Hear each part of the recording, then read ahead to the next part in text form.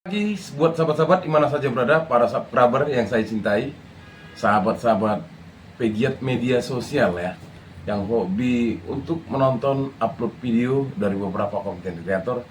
Selamat pagi, selamat berhari Minggu, sehat selalu. Di pagi ini kita hanya mau melihat dulu teman-teman, ketika upload video saya kemarin ya, di hari Sabtu, perihal tentang ulang tahun Pak Jokowi. Saya juga mendapat upload video dari channel QNC, di mana seputar tentang kegiatan ulang tahun Pak Jokowi pada saat tanggal 21 Juni. Ada yang aneh teman-teman. Yang aneh, coba kita lihat dan cermati dari video ini. Karena mungkin ada komentar ataupun saran dari sahabat-sahabat subscriber demi untuk mantan presiden yang memang saat ini sedang tersorot oleh kelakuannya sendiri, atau saat ini sedang mencuat, bahkan video yang paling trending perihal tentang ijazah Pak Jokowi. Coba kita perhatikan, kita intro dulu.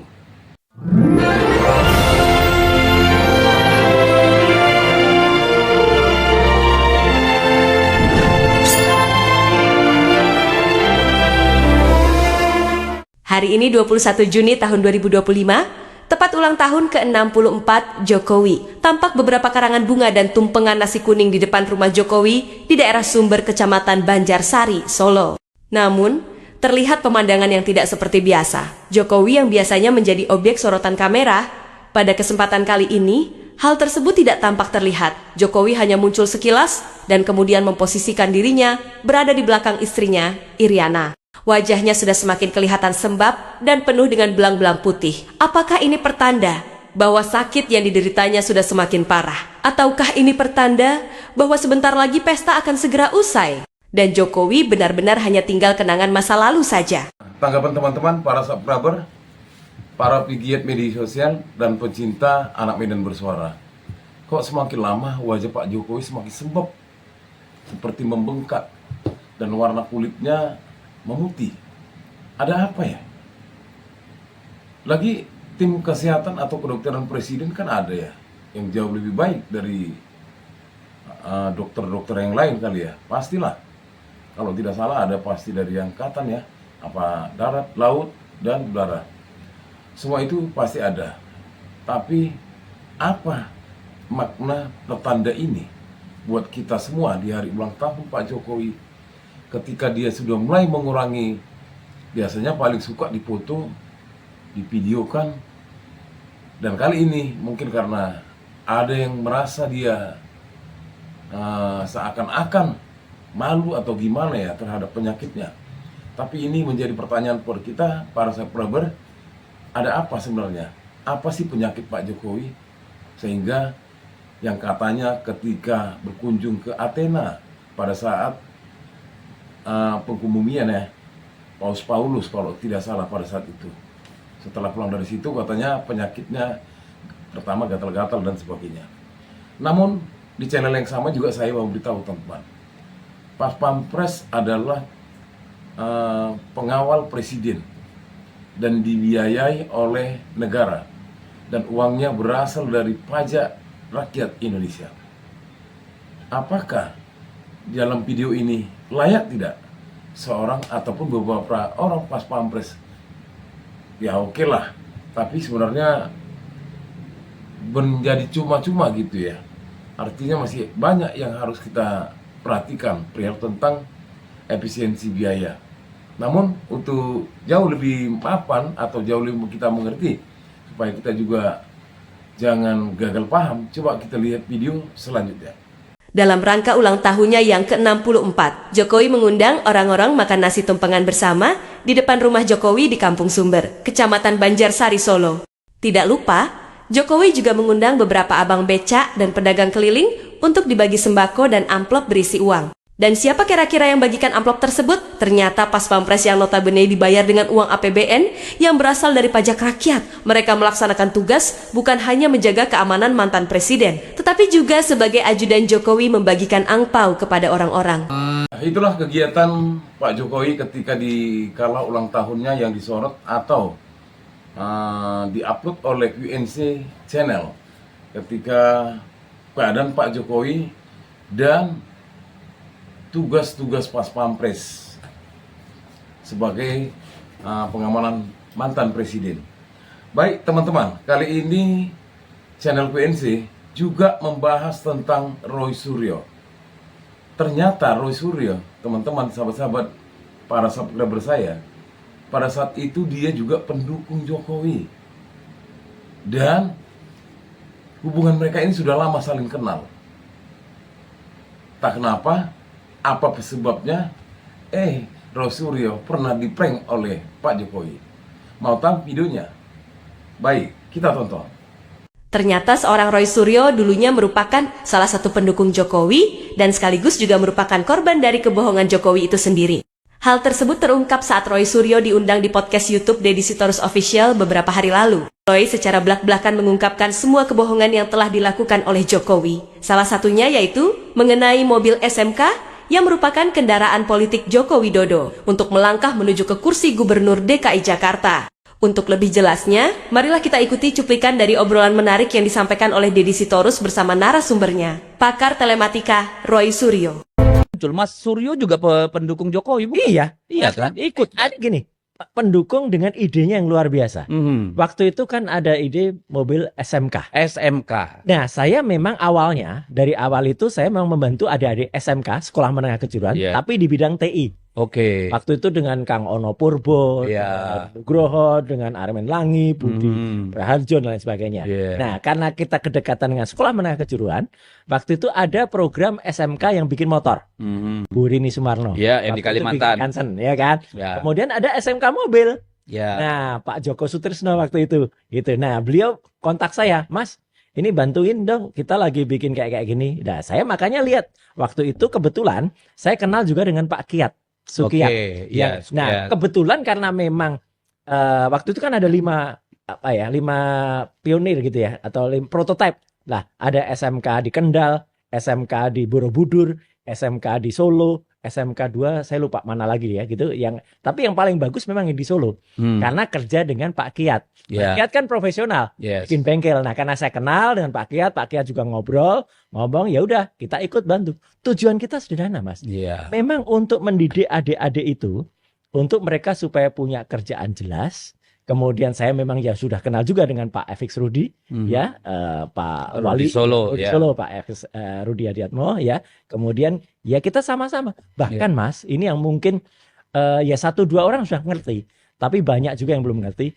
Yang sebenarnya real nyetir SMK dari Solo sampai Jakarta ya kami berdua.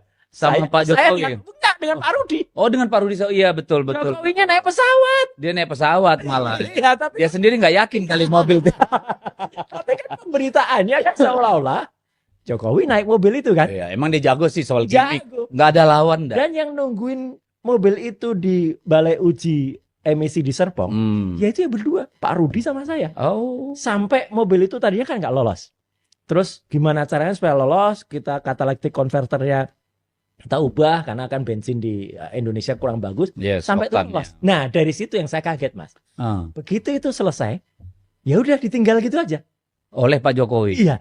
Lah kan repot ini. Artinya publikasinya sudah bukan gencar sampai ke TV nasional yang sekarang viral itu, ya, yang dengan ada pesanan 6.000 unit itu. Iya, yang saya pikirkan bukan cuma itu. Adik-adik yang sudah kita bina punya harapan untuk bikin mobil rakyat. Ternyata zong kan. Pak Rudi sudah bikin 1 unit yang namanya unit kayak mini pabrik gitu lah, yang ada di Solo, ya itu juga ternyata kan terus dia nganggur, ya kan, terus loh ini gimana sih? Ternyata kan hanya dipakai untuk kendaraan politik. Iya, jadi kalau mobil biasa itu untuk naik naik gunung gitu ya. Kalau ini naik jabatan. Pansos. Memang top, artinya top. Ya itu. Iya. Semua kita terenyuh ya dengan waktu itu ya, karena itu inovasi lokal. Persis. Ya, dan kita melihat waktu itu juga Pak Jokowi ini kan merakyat banget lah. Iya. Dan gini loh Mas, benar-benar ini baru saya cerita juga ya di podcast ya, saya jarang cerita.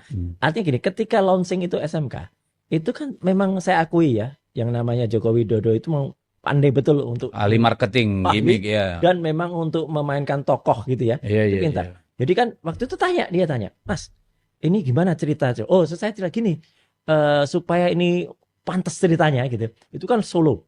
Kita harus ingatkan masyarakat soal mobil pertama Indonesia itu dari mana.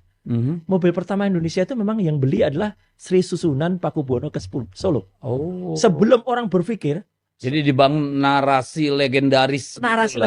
narasi legendaris ketika tahun 1898 itu ada mobil yang Sri Susunan pesan langsung, dan ini hebatnya Sri Susunan ya. Pesan tuh gak hanya mobil, Mas, tapi sama 2 orang. Satu sopir, satu lagi mekanik. Ya kan zaman dulu kan nggak mungkin, nggak ngerti kan kayak apa. Sampai mobil itu disebut kereta setan karena bisa jalan sendiri. Dan Sri Susunan itu kemudian benar-benar menjadi, bahkan tidak hanya di Indonesia, tidak hanya Asia Tenggara, itu mobil pertama termasuk di Asia yang didatangkan. Terus yang menarik lagi, kemudian ini memang kata-kata dari Jokowi dan Asli. Yeah. Terus kok nanti kalau Mas Roy yang nyopir gimana gitu ya? Ya karena orang Indonesia, Mas, ini menarik, yang punya Rebues. Yeah. Rebues itu SIM pertama itu memang orang Jogja. Oh gitu. Namanya Pak Ponco Pratomo. Itu sejarah ini. Nah jadi Mas orang Jogja. Saya orang Jogja. Saya buatkan narasinya. Ada gambar Sri Sunan, ada gambarnya Benz Python. Yang kebetulan memang hobi saya kan mobil Mercedes. Yeah. Dan artinya mobil kuno lah. Kolektor gitu. ya. Enggak lah kalau kolektor. Terus ya itu, wah dibacakan top banget. Itu viral bener cerita itu. Sampai kepada launchingnya itu ada tari-tarian, ada sesaji, ada dimandikan. Iya, betul. Tempayan. Iya. Oke, terus ternyata ditinggal. Itu setelah jadi gubernur. Setelah jadi gubernur. Oke. Nggak ada lagi cerita itu. Kapan Mas mulai meninggalkan atau katakanlah tidak percaya sama Jokowi? Sebenarnya masih ketika jadi gubernur tuh, saya masih ada 1-2 kedekatan. Komunikasi. Ketika beliau gubernur, kebetulan saya tunjuk menjadi Menteri Pemuda Olahraga oleh Pak Presiden SBY. Itu ketika kami mau memindahkan Stadion Lebak Bulus, karena Stadion Lebak Bulus digunakan untuk MRT. Nah di situ yang viral, Mas, sekarang videonya lagi viral nih, yang disebut-sebut Roy Suryo itu dulu pernah katanya adiknya Jokowi gitu kan, saya nganggap beliau sebagai kakak. Gitu. Ya itu kan unggah-ungguh. Atau tata sopan kita. Betul. Saya sowan ke balai kota. Itu masih dekat. Oke, masih dekat waktu itu. Tapi ketika kemudian kasus itu calon stadionnya waktu itu nggak jadi-jadi, kan sempat JIS itu kan masih lama. Nah, itu mulai. Jadi kan itu sudah pelanggaran. Mulai distrust. Pelanggaran terhadap undang-undang keolahragaan. Nggak tiba-tiba MRT-nya dibangun dan lah kita kan harus bertanggung jawab pada Jakmania kan. Betul. Stadionnya mau di mana? Ya kan di Menteng udah nggak bisa. Betul kan, udah nggak boleh di sini. Nah yang dituduh kan kantor Kemenpora. Dituduh kami itu melakukan, ya mungkin dikatakan udah terimalah apalah. Nah itu, jadi saya nagih-nagih. Kalau itu memang jagoan urusan begitu. Gitu, jadi artinya itulah mulai. Oke, dari situ sudah mulai inilah ya. Dan yang menarik ketika. Berarti itu berapa lama? 2 tahun? Nggak lama lah, itu ya sekitar 1-2 tahun. 1-2 tahun. Berarti saya lebih lama tertipu. Dan saya sudah benar-benar memisahkan atau nggak sepakat itu ketika tahun 2014. 2014 itu pada saat malam peringatan kemerdekaan, saya pulang dari Rengas Dengklok waktu itu karena kita bikin acara Kemenpora di sana. Itu di kantor Kemenpora, saya mentaskan wayang. Yang wayang itu sekarang sering saya pentaskan. Namanya Petro Jadi Ratu. Ya. Itu marah. Itu lukisannya. Lah ya itu. Petro Jadi Ratu. Saya kadang-kadang bawa wayang. Petro Jadi Ratu. Nah itu kabarnya yang saya dengar marah besar. Terhina. Ya karena simbol-simbol kultural kayak begitu kan sangat dipedulikan oleh. Dia di Petro Jadi Ratu tuh jadi Prabu Wel Keduel Beh. Kantong bolong gitu. Dan terbukti sekarang, Mas, kantongnya bolong. Ya toh 11 triliun 11.000 triliun di kantong. Bolong semua kan. Nah, tapi ada yang nggak bolong di mana-mana juga. Nempel. Nah, itu ceritanya. Jadi semenjak dari itu memang sudah beda. Ya. Jadi ini kan biar pemirsa tahu juga. Iya. Bahwa kalau mendukung orang itu juga ada batasnya. Ada. Meskipun saya dengan orang-orang yang tadi saya sebut dekat ya, kayak Pak FX Rudi, sampai sekarang kami masih komunikasi interaksi dengan Pak Sukiyat. Yang Pak Sukiyat juga dulu awalnya kan Pak Kiat yang ngeluh pertama soal SMK itu, Mas kalau ingat atau pemirsa di STV ini ingat, itu dulu kan mobil itu kan namanya Kiat SMK. tapi nama kiat tiba-tiba dihyalinkan, ditendang gitu aja. Iya. Karena nggak mau orang lain yang punya branding di situ. Jadi kan ternyata menendang orang dekat itu memang sudah sering. Iya, memang punya karakter sedikit tega, bahkan mungkin agak tega gitu ya. Jangankan orang dekat, menendang ibunya saja mau. Ibu.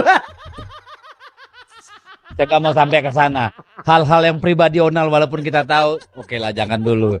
Oke, nah saya juga mau bilang sama pemirsa ya. Dulu coba perhatikan saja orang-orang yang dulu berada di belakang Jokowi ya, dia jadi gubernur terus presiden. Sebut saja Mas Hasto Kristianto, malah diadiin penjara kan. Si Reni Sumarno ya, begitu juga nendangnya. Sudirman Said gimana, Anies Baswedan kayak apa kan Anies Baswedan itu adalah deklarator loh ya. Yang naik mobil bukan naik mobil, naik bajainya kan. Betul. Yang bawakan kan Mas Anies waktu itu. Iya, jadi bukan hal yang aneh. Bahkan dulu Pak Prabowo yang setiap hari menghina-hina, melecehkan Pak Jokowi aja bisa memuja-muja sekarang. Tapi ya itulah nggak apa-apa lah, buzzer. Tapi kan juga kebalikannya. Ya. Anaknya dia kan ganti menghina-hina Prabowo. Masa? Dalam akun Kaskus. Bagaimana menurut para subscriber, teman-teman anak Medan Bersuara? Semakin lama semakin banyak yang kita ketahui ya. Terlebih ketika dikala setelah ulang tahun Pak Jokowi, semakin kelihatan penyakitnya atau wajahnya. Dan ini ketika itu ternyata Roy Suryo sama seperti kita teman-teman. Nah saya ya, pendukung totalitas lah kepada Pak Jokowi. Ya akhirnya kita mengetahui, dan kita memang adalah orang yang terbaik yang bisa langsung melakukan pembenahan diri.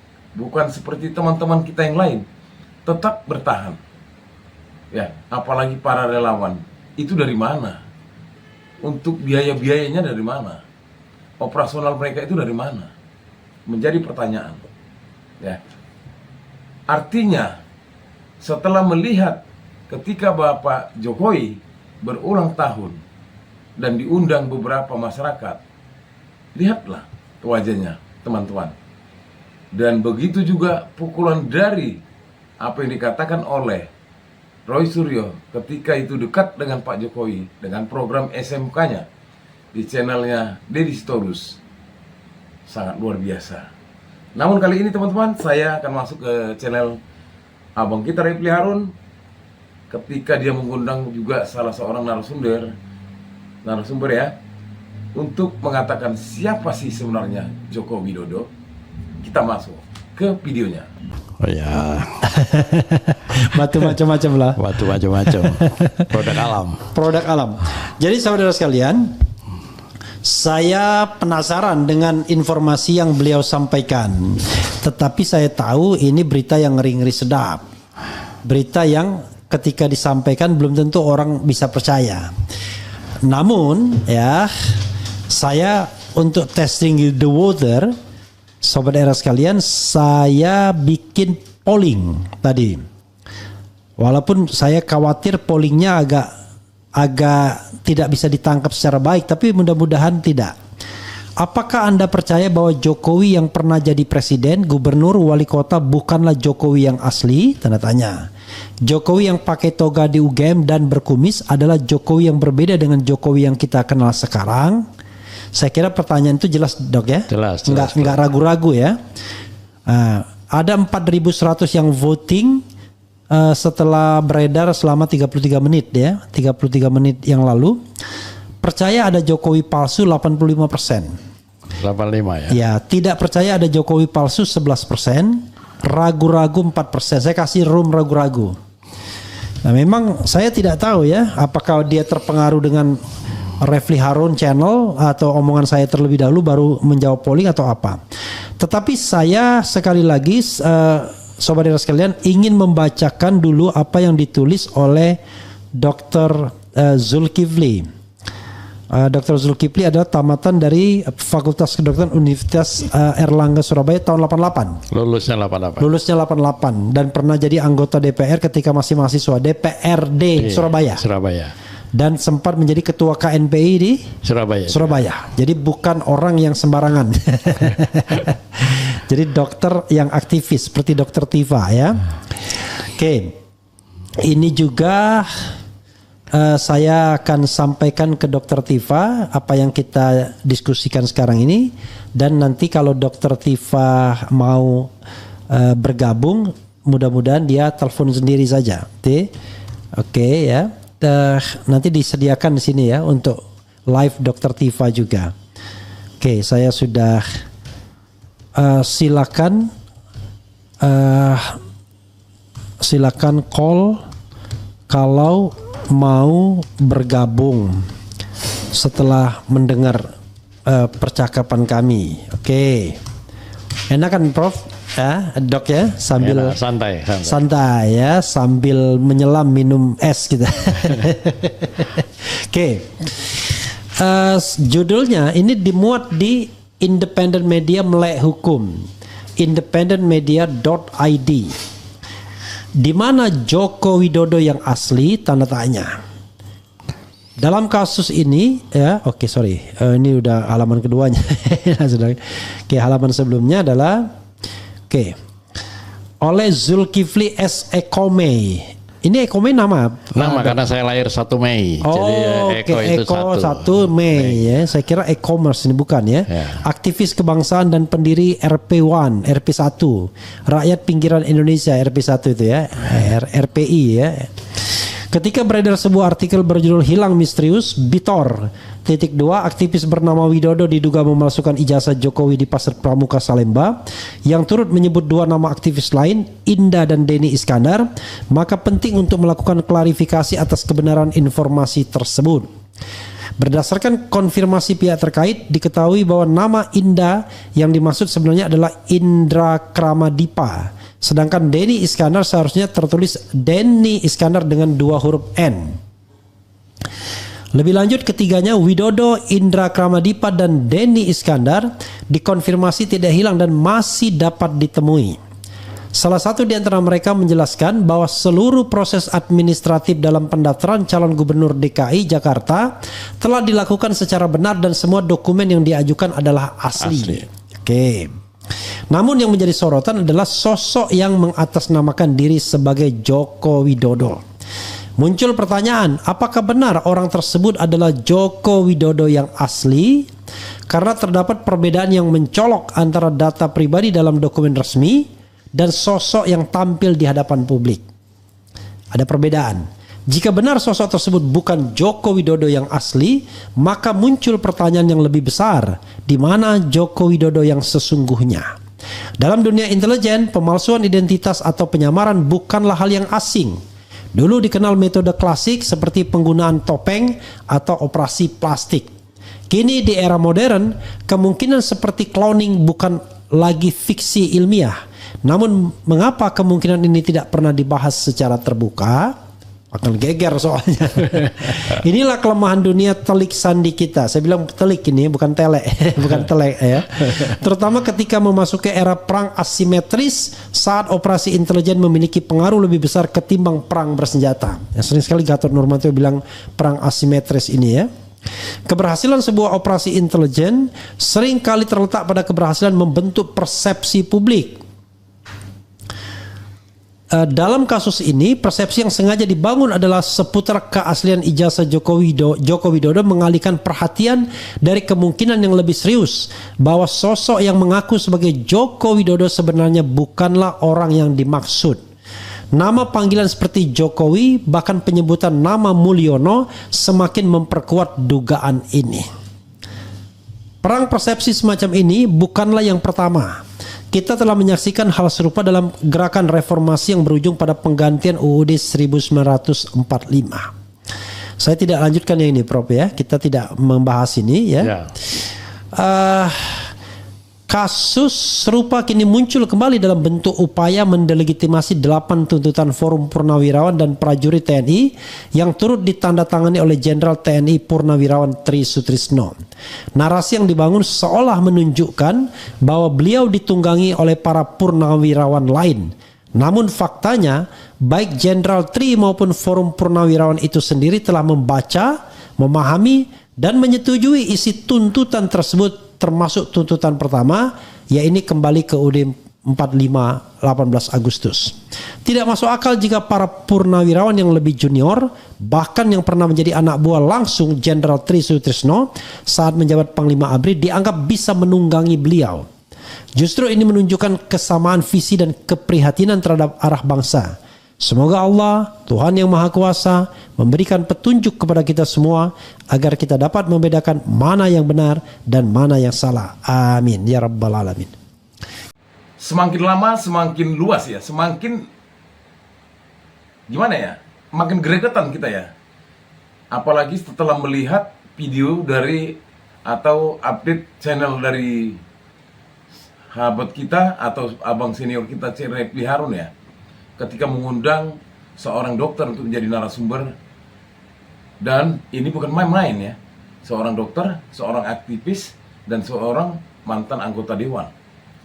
Dan mengatakan, apalagi ini adalah berita yang sangat berbahaya teman-teman, yang perlu ditelusuri ya, perihal tentang ijazah dibuat di Pramuka, dan ketika juga mengetahui siapa sih sebenarnya Joko Widodo ya, siapa sebenarnya Joko Widodo dan di mana Joko Widodo yang asli. Apalagi kita mengenal Mulyono lah, nama kecilnya ketika itu dia sering sakit diubah menjadi Joko Widodo. Bagaimana pendapat teman-teman? Sepertinya ini tak akan ada habis-habisnya. Waduh, padahal simple. Tunjukkan saja, selesai. Kalaupun memang ijazah tersebut memang dibuat di Pramuka, atau katakanlah tidak sesuai dengan apa yang diharapkan oleh masyarakat, maupun apa yang diselidiki oleh para tim pencari fakta kebenaran tentang ijazah Pak Jokowi, ada kata minta maaf dan sebagainya. Kita lanjut aja teman-teman, supaya kita jangan gagal paham.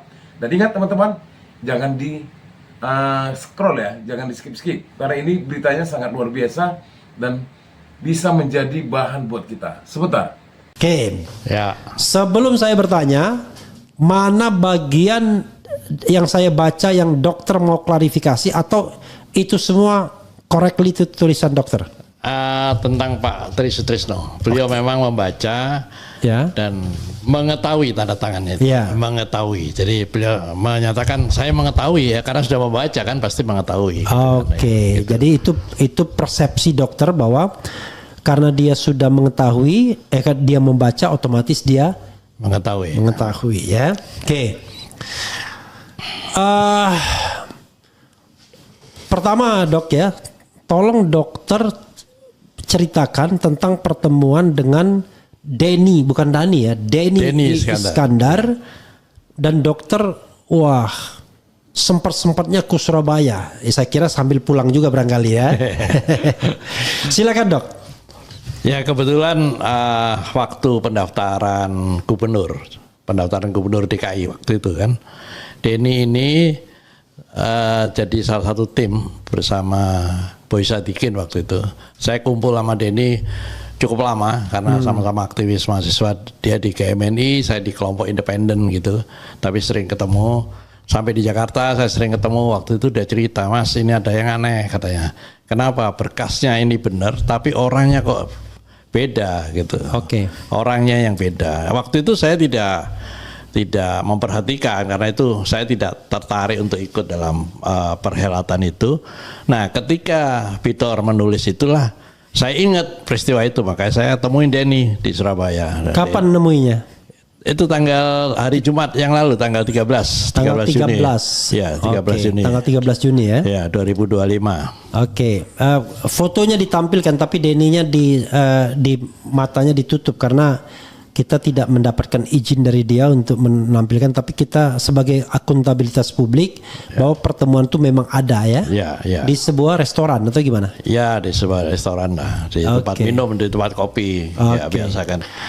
Untuk point of clarification, Denny itu siapanya dokter dan di mana kenalnya dok? Dia junior saya. Dia di aktivis mahasiswa di Fakultas Ekonomi Universitas Airlangga. Angkatan? Junior saya, angkatannya jauh di bawah saya. Oke. Saya di Fakultas Kedokteran. Kebetulan kuliah saya lama. Angkatan tapi saya 75 lulus 88. Tapi jadi anggota DPRD Surabaya di antara waktu Ya, kuliah. kuliah itu, dan kebetulan saya memang pernah jadi ketua Badan Perwakilan Mahasiswa. Jadi saya kenal dengan fakultas lain, aktivis-aktivis di fakultas lain. Denny tahun berapa? Saya tahu persis, tapi di bawah saya jauh dia. Oke, Di bawah ini jauh. fotonya sudah kita tampilkan tapi Denny-nya kita hitamin ya. Ya, baik. Tapi tentu dokter tidak berbohong kalau bahwa ini Denny Iskandar ya. Ya, tidak lah, pasti. Iya. Nanti saya dikira seperti ini, Jokowi tutup palsu kalau saya berbohong. Oke, teruskan dok. Jadi dari situlah saya nanya, Den, seingat saya kamu dulu ngomong kalau antara, sekarang kan lagi ribut nih ijazah palsu. Iya. Saya ingat waktu itu kamu ngomong memang beda antara orang yang dianggap Joko Widodo dengan berkas yang dimasukkan ke KPUD. Ya, KPUD sudah klarifikasi, pasti diterima berarti sudah benar, gitu. Nah, apa gimana? Terus dia jelaskan lagi ulang. Iya, saya juga memang tidak percaya ini apa yang sama gitu. Apa mungkin berbeda gitu kan? Itu jadi ya sudah, itu terjadi karena dia hanya salah satu menurut dia, salah satu dari pengurus atau tim pemenangan dan banyak yang lain. Ya, dia pasti dikalahkan dengan yang lain lah. Dianggap, katakan dia protes pun ya tidak ada artinya kan. Waktu itu kan mungkin orang sudah jatuh cinta barangkali ya dengan sosok itu barangkali kan. Sampai sekelas apa aja kan, tokoh-tokoh sudah mengusung dia kan sebagai gubernur kan. Itu yang terjadi. Coba kita tampilkan yang tadi foto 3 tadi ya. Tapi dokter sendiri tidak melakukan semacam penelusuran lebih lanjut seperti dokter Tifa soal foto-foto itu? Oh tidak, tapi saya kalau saya sudah boleh saya beropini ya. Ya. Waktu terjadi kegaduhan masalah. Ini saya perlihatkan dulu dok ya. Ya, ini foto ya. Ya. Nah ini ada foto 3 yang beredar di masyarakat. Kita tahu bahwa foto Jokowi yang paling kanan. Ya. Nah, ini adalah foto yang ditengarai sebagai foto Jokowi saat wisuda. Joko Widodo ya, Joko Widodo. Ya, tertulisnya Joko Widodo. Joko Widodo saat wisuda. Ya. Kemudian Joko Widodo katanya di ijazah ya. Yang mirip Dumatno. Ya. Kemudian Joko Widodo yang Presiden Republik Indonesia ke-7. Nah ya ini kan kita bisa lihat. Secara awam aja kita bisa lihat foto 3 foto ini tidak sama. Oke. Ya, tidak sama. Terutama yang pertama tadi ya, yang ganteng, yang hidungnya lancip itu kan beda ya. Oke. Apalagi fakta yang ingin dokter sampaikan sebelum dokter beropini? Ada lagi? Ya saya kira yang paling menyolok dari yang saya lihat ini ya, itu adalah perilaku waktu dari Solo, Jakarta sampai jadi presiden. Itu kan banyak, saya anggap, saya sebagai dokter nangkep bahwa ini orang agak unik. Punya kepribadian yang unik gitu ya, suka berbohong dan lain-lain. Itu sudah, saya tidak bisa keluar dari opini saya karena saya instinktif sebagai dokter. Saya melihat kok bisa ya orang seperti ini jadi presiden gitu. Oke. Jadi teringat apa yang dikatakan oleh Dr. Tifa ya. Pada saat itu dia mengatakan bahwasanya sepertinya ada kelainan pada diri Pak Jokowi. Jadi sama-sama ya. Dan dokter ini bukan main-main loh, malah berani menyampaikan. Bukan main-main, ini bahaya. Karena mungkin dia mengetahui, melihat, mendengar. Ayo, ada apa ini? Ada apa ini teman-teman? Siapa sebenarnya dan di mana Joko Widodo yang asli? Ini rahasia yang dulu tidak terbongkar, sekarang saatnya dibongkar. Jadi teman-teman, ya, video ini akan saya bagi 2. Satu di step pertama atau di episode pertama ya. Ini saya bagi 2 ya. Dan nanti kita bedah karena ini tidak bisa tertinggal. Kalau saya potong setengah-setengah nanti nggak clear teman-teman. Jadi buat sahabat subscriber, kita lanjut ya videonya dan nanti akan saya buat menjadi 2 episode episode ya. Episode pertama pagi menjelang siang biasanya ya, seperti biasa. Dan nanti di sore hari juga kita juga akan mengupload video yang akan menyambung video yang pertama tadi. Karena ini sangat luar biasa. Dan saya pun berani menyampaikan karena dari channel Reply Harun. Dan ini menjadi sesuatu genderang atau sesuatu lonceng buat kita. Ternyata memang tabir-tabir kebohongan sudah mulai terbuka secara perlahan tapi pasti. Bagaimana menurut teman-teman?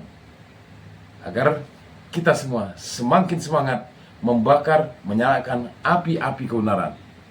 Siapa sebenarnya dan di mana Joko Widodo yang asli? Tunggu episode kedua di sore hari.